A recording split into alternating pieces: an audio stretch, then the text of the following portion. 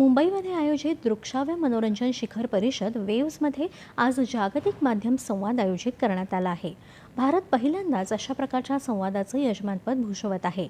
आज या संवादाची सुरुवात परराष्ट्र व्यवहार मंत्री एस जयशंकर, माहिती आणि तंत्रज्ञान मंत्री अश्विनी वैष्णव आणि माहिती प्रसारण राज्यमंत्री एल मुरुगन यांच्या एका सत्रानं झाली. 2047 पर्यंत विकसित भारताच्या उभारणीत संस्कृती, नवोन्मेष आणि तंत्रज्ञानाची भूमिका जयशंकर यांनी यावेळी अधोरेखित केली.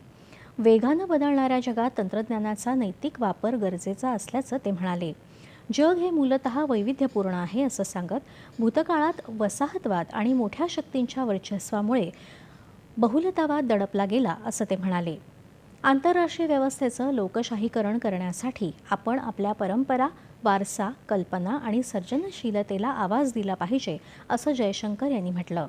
आज माहितीचा प्रचंड वापर होत असून यातून निर्माण होणाऱ्या आव्हानांवर मात करण्यासाठी तरुण प्रतिभेला तयार करणं गरजेचं असल्याचं त्यांनी सांगितलं. अश्विनी वैष्णव यांनी यावेळी बोलताना जागतिक माध्यम सहकार्याचे आधारस्तंभ अधोरेखित केले. सर्जनशीलता कल्पनाशक्तीला सामायिक अनुभवात रूपांतर करते असं सांगत, संस्कृती देखील नवोन्मेषाला प्रेरणा देते असं त्यांनी सांगितलं.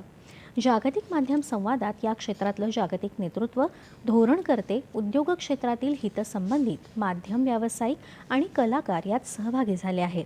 आंतरराष्ट्रीय सहकार्य, तंत्रज्ञान नवोन्मेष आणि नैतिक पद्धतींवर भर देत दृकश्राव्य आणि मनोरंजन क्षेत्राच्या भवितव्याला आकार देण्यासाठी एक विधायक आणि गतिशील संवाद घडवून आणणं हा या आयोजनाचा उद्देश आहे. मुख्यमंत्री देवेंद्र फडणवीस यांनी आज राष्ट्रीय शेअर बाजाराच्या